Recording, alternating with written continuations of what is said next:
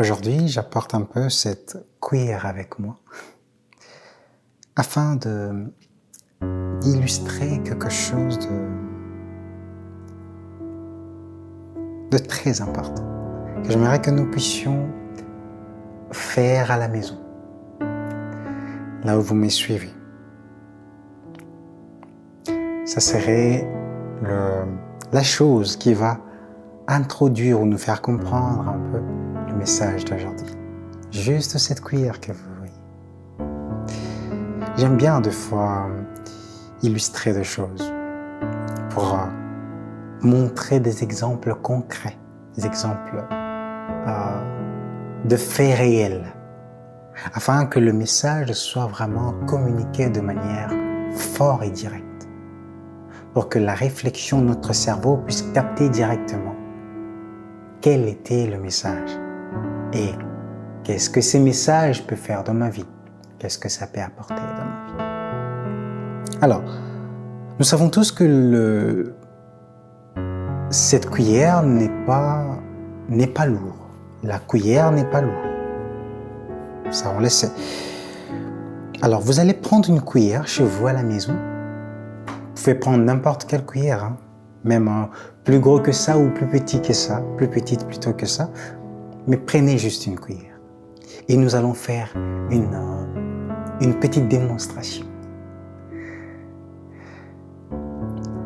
Vous allez tenir cette cuillère à la main droite ou gauche, peu importe, d'une manière tendue et au bout de votre doigt, de cette manière. Voilà, j'ai pris mon doigt, je mets la cuillère là, et je pris l'autre doigt, mon pouce, je le mets là. Donc mon index et mon pouce, ça tient la cuillère, comme ça. Vous tendez votre main et vous essayez de rester ainsi pendant, je vais dire 20 minutes. Essayez. Si pendant 20 minutes, vous saurez tenir cette cuillère sans bouger votre main, sans pouvoir rétrograder votre main, donc restez tendu avec votre main, et la cuillère aussi comme ça, juste comme ça, au bout de doigt, sans tenir à quelque chose, juste comme ça, pendant 20 minutes. Alors pour vous faciliter la tâche, vous pouvez mettre pause à la vidéo. Ouais. Mettez pause, faites l'exercice pendant 20 minutes et voilà. Vous allez comprendre les résultats qui vont sortir après. Alors je vous garantis déjà que plusieurs d'entre vous n'arriveront pas à tenir pendant 20 minutes, à toucher cette cuillère et que ça reste droit.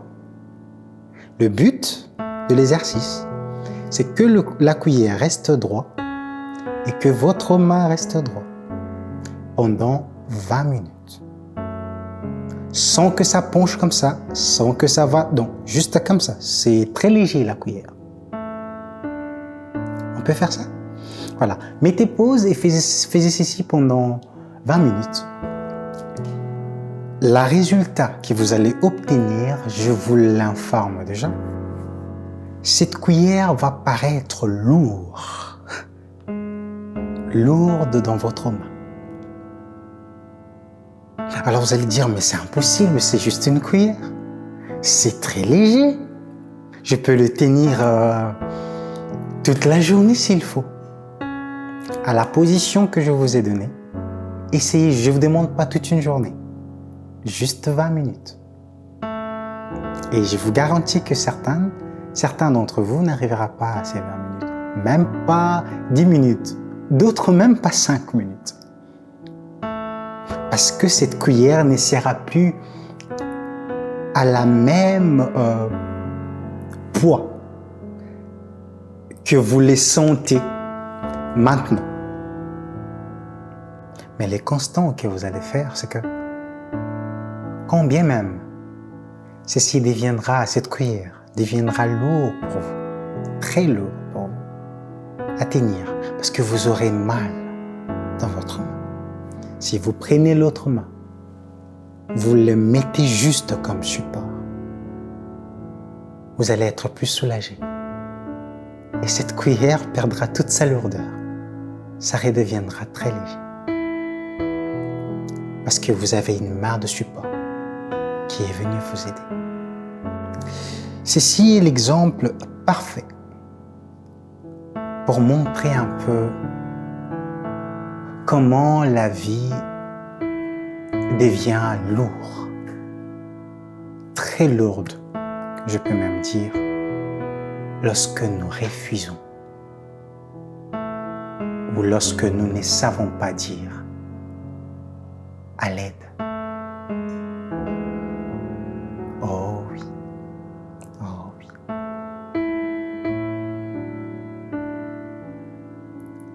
Lorsque vous ne savez pas dire « j'ai besoin d'aide », la vie devient lourde. La marche même avec Dieu devient lourde. Votre vie en tant qu'enfant de Dieu devient lourde. Vous allez commencer à subir des choses au lieu de vivre une vie de paix et de tranquillité. Lorsque vous refusez de l'aide, lorsque vous ne savez pas demander de l'aide, même votre vie de prière deviendra une lourde tâche pour vous. Même votre vie de consécration, même votre vie juste de pouvoir avoir du temps pour méditer la parole de Dieu deviendra tellement lourd pour vous que ça serait pour vous un fardeau. Mais j'ai une bonne nouvelle à t'annoncer aujourd'hui. Cette bonne nouvelle est juste que même le Seigneur sait que nous avons besoin de l'aide. Il est important de faire des choses par nous-mêmes. Il est très important, comme le Christ l'a dit, que celui qui veut me suivre doit porter sa croix. Il est très important. Il y a des responsabilités et des choses que les gens ne feront pas pour vous. Vous devez le faire vous-même. Mais mes amis, aujourd'hui le Seigneur veut nous faire comprendre au travers de moi, au travers de cette émission, au travers de cette parole, que vous avez besoin de l'aide. Et quand vous avez besoin de l'aide, il dispose de l'aide qu'il faut pour vous aider. J'aime cet exemple de Pierre, cette histoire, cette scène, j'aime beaucoup. L'apôtre Pierre, il voyait Jésus marcher dans l'eau, sur les eaux plutôt, comme tous les autres. Et Pierre a dit, Seigneur, si tu le dis, ordonne que je puisse venir vers toi. C'était un peu pour confirmer si c'était vraiment Jésus. Si c'est réellement toi, Seigneur, ordonne que je vienne, que j'aille vers toi. Alors Jésus lui a donné le feu vert comme quoi, oui, tu peux venir. Viens, Pierre. Pierre a marché sur les eaux. Incroyable. Pierre a marché sur les eaux. Il n'y a pas que Jésus qui a marché sur les eaux. Pierre aussi a marché sur les eaux. Oh oui. Pierre a connu cette profondeur, cette grandeur extrême de Dieu, où la loi de la terre fléchit devant la personne de Jésus, devant le mot ou la parole de la personne de Jésus. Car si les hommes, eux, ne reconnaissent pas le Créateur, la nature, elle reconnaît son Créateur et elle fléchit devant son Créateur. Mais il y a eu un moment que Pierre a commencé à couler, justement. Et j'aime la réaction de Pierre. J'aime beaucoup cette réaction Pierre a juste crié, Seigneur, sauve-moi.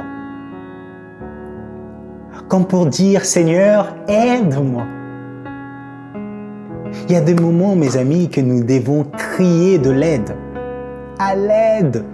Oui, il y a des moments où il le faut. Il y a des moments qu'il faut crier à l'aide. Tu n'es pas censé de porter toute la charge toute seule ou tout seul, non. Tu n'es pas censé de mener ta vie chrétienne d'une manière solidaire. Par là, je veux dire, lorsque tu veux... le salut est individuel, la marche avec le Christ est individuelle. Lorsque tu ne le fais pas, tu ne demandes pas de l'aide en disant, en prenant un air orgueilleux un peu, en disant que j'ai pas besoin qu'on m'aide, je veux le faire tout seul. C'est là que ça devient mal. Parce que comme cette cuillère, mes amis, il y a un moment que ça deviendra lourd pour vous. Si vous tenez tout seul votre vie sur cette terre, si vous voulez tout accomplir par vous-même, si vous voulez tout réaliser par vous-même, le Seigneur, comprenant cela, il a donné cela même comme un conseil pour ses enfants, comme un peu un devoir, si je peux le dire. Et pour certains, ils l'ont pris comme une obligation. Qu'est-ce que le Seigneur a dit? Galates chapitre 6, le verset 2. Portez le charge les uns des autres. Et ainsi, vous accomplissez la loi du Christ. Portez le charge, portez le fardeau les uns des autres. Ceci ne se limite pas que dans la vie chrétienne. Ceci ne se limite pas que dans la vie tant qu'enfant de Dieu, même dans votre vie de tous les jours. Vous avez besoin de l'aide. Et n'ayez pas honte de demander de l'aide. Mon grand-père m'a dit un jour, parce que comme vous peut-être ou dans d'autres personnes qui regarderont cette émission, j'ai refusé de l'aide. Quand quelqu'un voulait m'aider, je n'acceptais pas facilement. Et même jusqu'aujourd'hui, parfois j'ai du mal. Je peux être là pour les autres, aider les autres. Mais quand quelqu'un veut m'aider, parfois j'ai du mal à l'accepter. Et combien de fois le Seigneur ne m'a pas réprimandé sur cela? Sabaoth, comment veux-tu voir ma main si tu refuses que les autres t'aident? Parfois, tu verras ma main, pas parce que je descendrai du ciel ou je t'ordonnerai de faire quelque chose, ainsi tu verras ma main, non. Parfois, tu verras ma main justement parce que j'enverrai quelqu'un pour t'aider dans la chose dont tu as besoin de mon aide. Et la personne le fera. Parfois, pour que tu puisses voir un miracle, Sabaoth, tu ne verras pas forcément ma lumière descendre du ciel ou je ne sais pas, je t'ordonne. Non, non, non, Sabaoth, non. Ça ne viendra pas forcément d'une manière directe de moi. Non. J'enverrai quelqu'un pour pouvoir t'aider. Et donc, mon grand-père, suite à cela, m'a dit un jour, Sabaoth, l'homme le plus courageux, et c'est lui qui reconnaît qu'il a besoin de l'aide. Qu'il a besoin de l'aide. Et dès lors, j'ai commencé à travailler sur cette chose. Et j'aimerais t'inviter aussi à travailler sur cela. Même pour de petites choses, pour de grandes choses. Accepte que tu puisses être aidé par les autres. Parce que quand les autres aussi auront besoin, tu seras là pour les aider. C'est ce que le Seigneur nous demande. Portez le fardeau des uns des autres. Soyez là pour les autres. Si tu peux être là pour les autres, accepte que les autres soient aussi là pour toi. Ainsi, ça devient plus facile la vie, ou même la marche avec Dieu. Lorsque vous acceptez que d'autres personnes puissent vous aider dans la prière, vous aider pour de petites choses ou même pour de grandes choses, vous aider dans votre vie de tous les jours. Que le Seigneur vous bénisse.